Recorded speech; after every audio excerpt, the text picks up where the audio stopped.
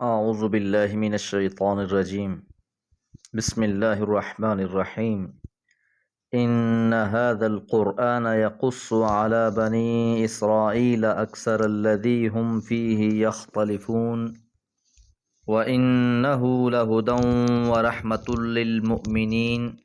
إن ربك يقضي بينهم بحكمه وهو العزيز العليم. فتوكل على الله إنك على الحق المبين. إنك لا تسمع الموتى ولا تسمع الصم الدعاء إذا ولوا مدبرين۔ سورہ نمل آیات 76 سے 80۔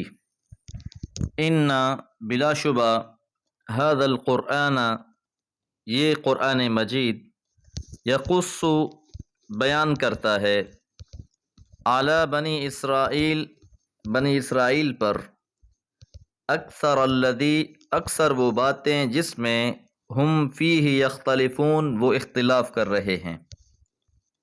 حضور علیہ الصلوۃ والسلام نے جب اہل مکہ کو دعوت دی تو ابتداً آپ کے مخالفین صرف قریش والے ہی تھے، لیکن جیسے جیسے آپ کی دعوت آگے بڑھتی گئی، حق ظاہر ہوتا گیا، آپ کے مخالفین بھی بڑھتے گئے، اور پھر ایک ایسا وقت بھی آیا کہ یہودیوں نے بھی آپ کی مخالفت شروع کر دی، بلکہ در پردہ وہ قریش کی وہ حمایت کرنے لگے۔ تو اب اللہ تعالیٰ یہ بات ارشاد فرما رہے ہیں کہ بنی اسرائیل، یاد رہے اسرائیل حضرت یعقوب علیہ الصلوۃ والسلام کا لقب ہے، اور ان کی آل کے لیے لفظ بنی اسرائیل استعمال ہوا۔ حضور علیہ الصلوۃ والسلام کے زمانے میں بھی یہودیوں کے 3 قبائل مدینہ میں آباد تھے۔ یہ لوگ حضرت موسیٰ علیہ الصلوۃ والسلام اور تورات پر ایمان لانے کے دعوے دار تھے، اور بہت سی باتوں میں آپس میں بھی اختلافات کرتے تھے۔ تو اب یہاں اللہ تعالیٰ ارشاد فرما رہے ہیں کہ بہت سی ایسی باتیں ہیں جن میں بنی اسرائیل آپس میں اختلاف کرتے ہیں۔ اللہ تعالیٰ اس قرآن مجید میں ان باتوں کی حقیقت بیان فرما رہے ہیں کہ اصل بات کیا ہے کہ جس میں یہ اختلاف کر رہے ہیں، اور اس کی حقیقت کیا ہے۔ وَإِنَّهُ، اور بلا شبہ یہ قرآن مجید، لَهُدًى وَرَحْمَةٌ، البتہ باعث ہدایت بھی ہے اور باعث رحمت بھی ہے، للمؤمنین، ایمان لانے والوں کے لیے۔ تو ایک طرف تو قرآن مجید بنی اسماعیل یعنی قریش پر اتمام حجت کر رہا ہے، اور دوسری طرف بنی اسرائیل پر بھی بہت سے حقائق کو واضح کر رہا ہے، اور اگر وہ ایمان لانے والے بنیں اور ان اختلافات کی بھول بھلیوں سے نکل آئیں تو بالآخر وہ صراط مستقیم پر گامزن ہو جائیں گے، اور اگر وہ ایسا نہیں کرتے، ان ربک، تو بلا شبہ آپ کا رب، یقضی بینہم، فیصلہ کر دے گا ان کے درمیان میں، بحکمہ، اپنے حکم سے، وہو العزیز العلیم، بلا شبہ وہ بہت غالب بھی ہے اور علم رکھنے والا بھی ہے۔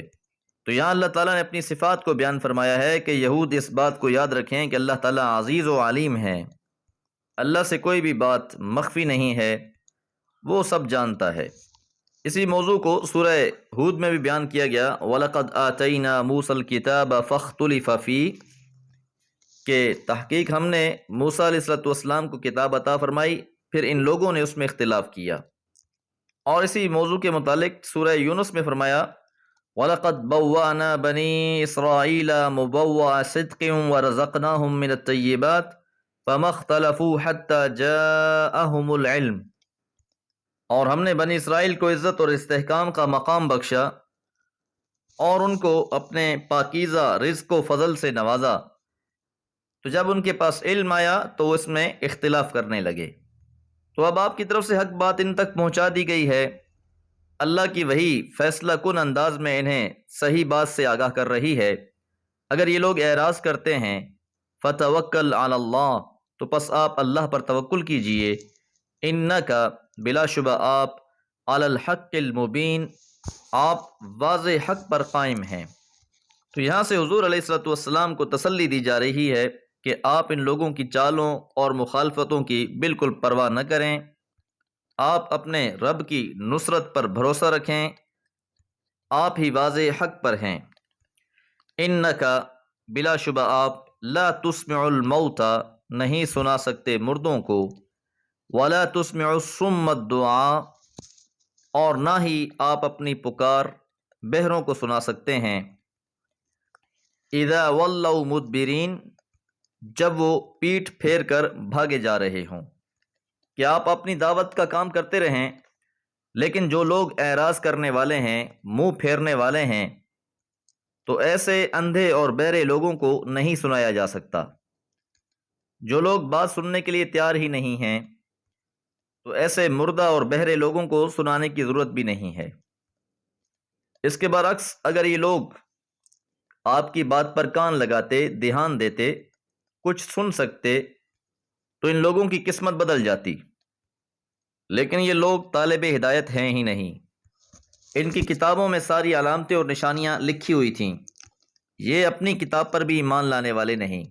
اگر یہ اپنی کتاب پر ایمان لانے والے ہوتے تو آپ کی بات کو بھی تسلیم کر لیتے، آپ کی باتوں پر دھیان دیتے، جبکہ ان کا رویہ تو یہ ہے کہ یہ تو منہ پھیرے بھاگے جا رہے ہیں، تو یقیناً آپ ایسے لوگوں کو نہیں سنوا سکتے۔ یہ لوگ مردوں اور بہروں کی مثل ہیں۔ دعا ہے اللہ تعالی ہماری زندگیوں کو قرآن مجید کے نور سے منور فرما دے۔ وما علیہ الا البلاغ۔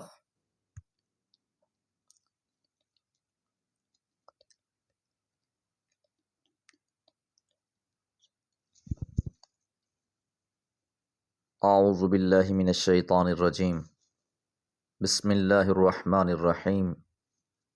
وما انت بهاد العمي عن ضلالتهم ان تسمع الا من يؤمن بآياتنا فهم مسلمون وإذا وقع القول عليهم أخرجنا لهم دابة من الأرض تكلمهم أن الناس كانوا بآياتنا لا يوقنون أم أنزلنا عليهم سلطانا فهو يتكلم بما كانوا به يشركون ويوم نحشر من كل أمة فوجا ممن يكذب بآياتنا فهم يوزعون حتى إذا جاءوا قالوا أكذبتم بآياتي ولم تحيطوا بها علما أم ماذا كنتم تعملون ووقع القول عليهم بما ظلموا فهم لا ينطقون۔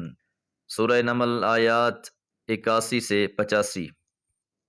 آیت نمبر 80 میں ہم نے یہ بات جانی کہ بلا شبہ آپ مردوں کو اور بہروں کو اپنی پکار نہیں سنا سکتے جبکہ وہ پیٹھ پھیر کر بھاگے جا رہے ہوں۔ اب آگے اللہ فرماتے ہیں وَمَا أَنْتَ بِهَادِ الْعُمْيِ اور نہیں ہیں آپ اندھوں کو ہدایت دینے والے، عن ضلالتہم ان کی گمراہی سے۔ تو جس طرح مردوں اور بہروں کو آواز نہیں سنائی جا سکتی، اسی طرح ایسے اندھوں کو ہدایت کی راہ بھی نہیں دکھائی جا سکتی۔ یہ لوگ اپنی گمراہی پر پختہ ہو چکے ہیں، اسے ترک کرنے کے لیے ہرگز تیار نہیں۔ ان تسمع الا من یؤمن بآیاتنا بس آپ تو انہی کو سنا سکتے ہیں جو ہماری آیتوں پر ایمان لاتے ہیں۔ فہم مسلمون پس وہی فرما بردار بنیں گے، یعنی آپ کے دعوت سے فیضیاب صرف وہی لوگ ہوں گے جو ہماری آیتوں پر ایمان لانا چاہتے ہیں۔ تو جن لوگوں کا سننے اور سمجھنے کا کوئی ارادہ ہی نہیں، بھلا وہ اس نعمت کو کیسے پا سکتے ہیں؟ جو آپ کی بات سنتے ہیں، آپ کی باتوں پر توجہ دیتے ہیں، حق کے متلاشی ہیں، ایسے ہی لوگ آپ کی باتوں سے فیضیاب بھی ہوتے ہیں۔ وَإِذَا وَقَعَ الْقَوْلُ اور جب بات پوری ہو جائے گی، عَلَيْهِمْ ان پر، أَخْرَجْنَا لَهُمْ دَابَّةً ہم نکالیں گے ان کے لیے ایک دابہ، من الارض زمین سے، تکلمہم جو ان سے کلام کرے گا۔ اکثر مفسرین نے اس آیت مبارکہ کی شرح میں اس حدیث مبارکہ کو پیش کیا ہے جس میں قیامت کی علامتیں اور نشانیاں بیان کی گئی ہیں۔ حضور علیہ الصلوۃ والسلام نے بیان فرمایا لا تقوم الساعة حتى تروا 10 آیات کہ قیامت اس وقت تک قائم نہیں ہوگی جب تک تم 10 نشانیاں نہ دیکھ لو۔ طلوع الشمس من مغربها سورج کا مغرب سے طلوع ہونا، والدخان دھواں، والدابہ اور جانور، کہ قرب قیامت ایک جانور ظاہر ہوگا زمین سے جو لوگوں سے کلام کرے گا، وخروج یاجوج و ماجوج، یاجوج اور ماجوج کا خروج ہونا، وخروج عیسیٰ ابن مریم اور حضرت عیسیٰ بن مریم علیہ السلام کا ظاہر ہونا، والدجال اور دجال کا نکلنا، وثلاثۃ خسوف اور 3 جگہوں سے زمین کا دھسنا۔ تو اس حدیث مبارکہ میں دابہ کا لفظ استعمال ہوا ہے کہ اللہ تعالیٰ کی طرف سے ایک علامت اور نشانی ہوگی کہ وہ بھی گواہی دے گی۔ تکلمہم ان الناس کانوا بآیاتنا، تو کلام کرے گی ان سے کہ بلا شبہ لوگ کانوا بآیاتنا لا یوقنون، ہماری آیتوں پر یقین نہ رکھتے تھے۔ ام انزلنا علیہم سلطانا، یا ہم نے کوئی ایسی دلیل نازل کی ہے، فہو یتکلم، پس وہ کلام کرتی ہو، بما کانوا بہ یشرکون، ان کے بارے میں جنہیں یہ شریک ٹھہرا رہے ہیں۔ کہ یا تو اللہ تعالیٰ کی طرف سے کوئی ایسی بات نازل ہو گئی ہو، یا کوئی ایسی علامت اور نشانی نازل ہو گئی ہو جس نے ان کے بارے میں گواہی دی ہو جنہیں یہ اللہ کا شریک کر رہے ہیں، اور اللہ تعالیٰ کی اس نازل کردہ دلیل کی وجہ سے یہ لوگ اللہ کے ساتھ شرک کر رہے ہوں، تو یقیناً ایسی بات نہیں ہے۔ تو اللہ تعالیٰ نے کوئی ایسی دلیل نازل نہیں کی، بلکہ اللہ تعالیٰ نے اپنی کتابوں میں اور تمام انبیاء نے اسی بات کی دعوت دی ہے کہ ایک اللہ وحدہ لا شریک کی عبادت کی جائے اور اس کے ساتھ کسی کو شریک نہ ٹھہرایا جائے۔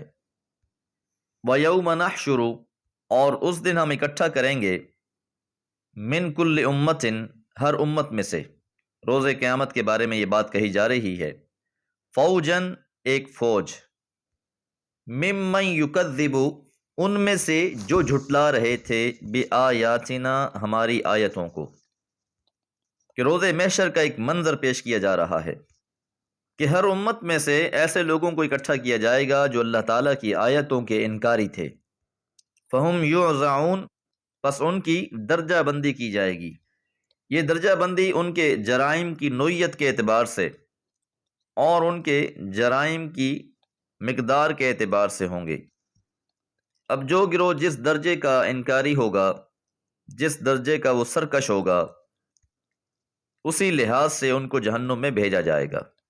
جہنم کے بھی الگ دروازے ہیں اور الگ حصے ہیں، لہا سبعۃ ابواب، جس طرح اللہ تعالیٰ سورہ حجر میں فرماتے ہیں کہ اس کے 7 دروازے ہیں، لکل باب منہم جزء مقسوم، اور ہر دروازے کے لیے ایک حصہ معین ہوگا۔ تو اپنے جرائم کے اعتبار سے ان کو انہی دروازوں سے داخل کیا جائے گا۔ اسی منظر کو اللہ تعالیٰ نے ایک اور جگہ پر اس طرح بیان فرمایا ہے کہ روز قیامت ہم انہیں جہنم کے ارد گرد جمع کر دیں گے اور ہر گروہ میں سے ان کے زیادہ سرکش لوگوں کو پہلے چنیں گے۔ ایک ایک لمحے کا، ایک ایک عمل کا حساب لکھا جا رہا ہے۔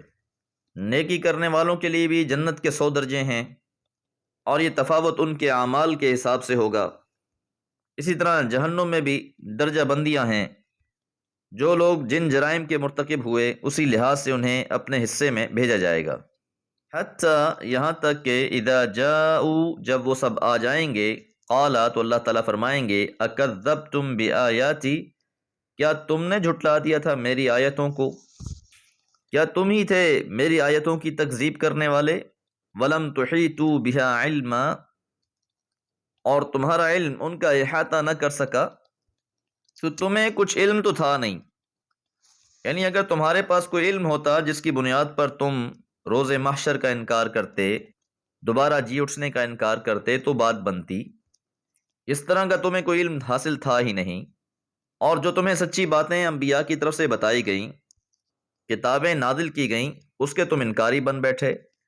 اما ذا کنتم تعملون، تم کیسے عمل کرتے رہے کہ جو شیطان نے دل میں بات ڈال دی بس اسی کی پیروی کرتے رہے، اسی کے مطیع اور فرما بردار بن گئے، یا اپنی خواہشات نفس کے ہی غلام بنے رہے۔ وَوَقَعَ الْقَوْلُ عَلَيْهِمْ، اور ان پر یہ بات پوری ہو جائے گی، بما ظلموا، بسبب جو انہوں نے ظلم کیا، فَهُمْ لَا يَنْطِقُونَ، پس وہ بول نہ سکیں گے۔ یعنی جب ان سے یہ سوال پوچھے جائیں گے تو وہ کوئی عذر پیش نہیں کر سکیں گے، ان کی زبانیں بالکل بند ہو جائیں گی، گویا منہ میں زبان ہے ہی نہیں۔ اب وہ ساری زندگی جن باتوں کے انکاری رہے، آج وہ ان کی آنکھوں کے سامنے ہیں۔ آج تو ان پر ہر قسم کی حجتیں قائم ہو چکی ہوں گی۔ الیوم نختم علی افواہہم وتکلمنا ایدیہم وتشہد ارجلہم بما کانوا یکسبون، کہ آج ہم ان کے منہوں پر مہر لگا دیں گے اور ان کے اعمال سے متعلق ان کے ہاتھ ہم سے بات کریں گے، ان کے پاؤں گواہی دیں گے۔ ساری گواہیاں خلاف جا رہی ہوں گی، سارے حالات ہی غیر موافق ہوں گے، سوائے تسلیم کرنے کے اور کوئی راہ ہی نہ ہوگی۔ دعا ہے اللہ تعالی ہم سب کے ساتھ عافیت والا معاملہ فرمائے۔ وما علیہ الا البلاغ۔